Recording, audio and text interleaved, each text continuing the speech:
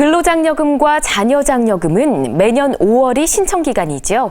하지만 올해 신청 대상으로 아직까지 신청하지 않은 납세자는 오는 12월 1일까지 홈택스와 ARS 또는 주소지 관할 세무서에서 기한 후 신청을 할 수 있는데요.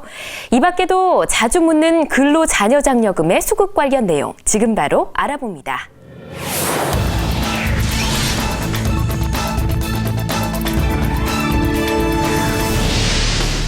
내년부터 만 50세 이상의 단독 가구도 근로장려금을 신청할 수 있습니다.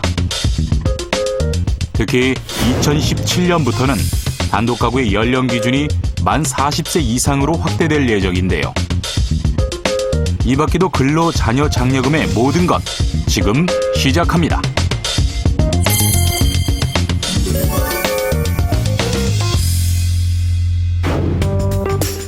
근로자녀장려금을 신청하기 위해서는 가구 요건과 총소득 요건, 주택 요건, 재산 요건 등을 갖춰야 하는데요.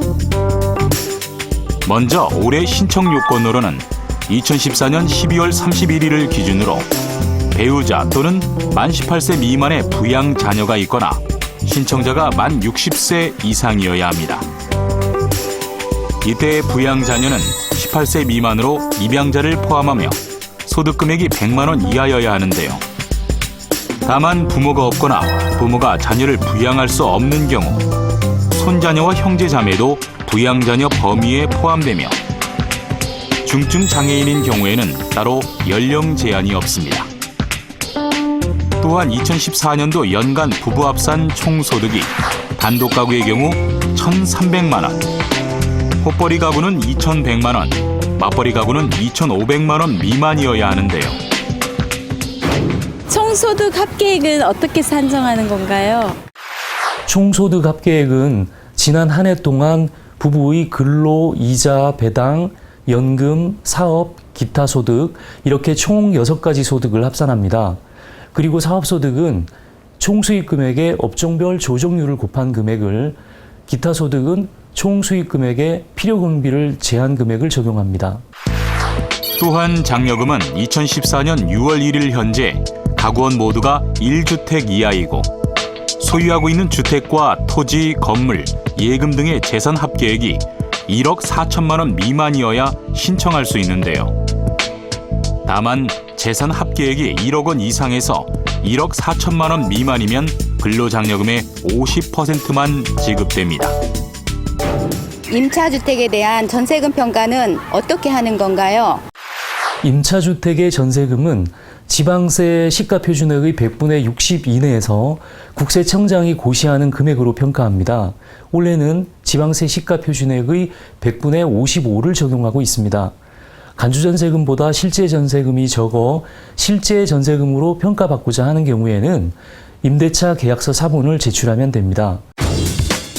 한편 올해 처음 도입된 자녀장려금은 총소득이 4천만 원 미만이면서 부양 자녀가 있는 가구에 자녀 1명당 50만 원이 지급되는데요.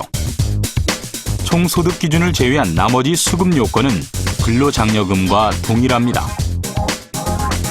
이 밖에도 자영업자는 과세기간 12월 31일까지 사업자 등록을 해야 다음 연도 5월 장려금 신청이 가능한데요. 제가 올해 초에 폐업을 했는데 계속해서 사업자여야만 장려금을 받을 수 있나요?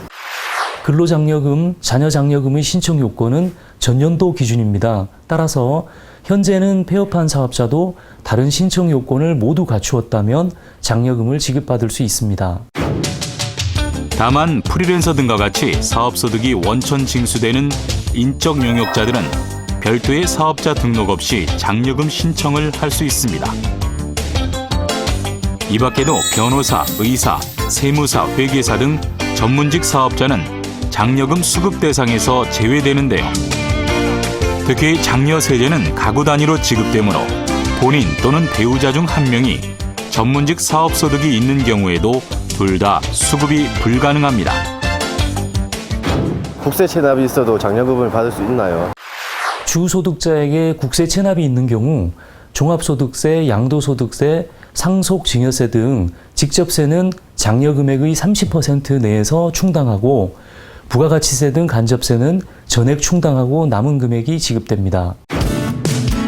한편 장려금 수령 대상 여부는 국세청 홈택스 또는 주소지 관할 세무서에서 확인할 수 있는데요. 이 밖에도 장려금 결정에 이의가 있는 경우에는 근로자녀 장려금 결정 통지를 받은 날로부터 90일 이내에 불복 청구 등을 할 수 있습니다.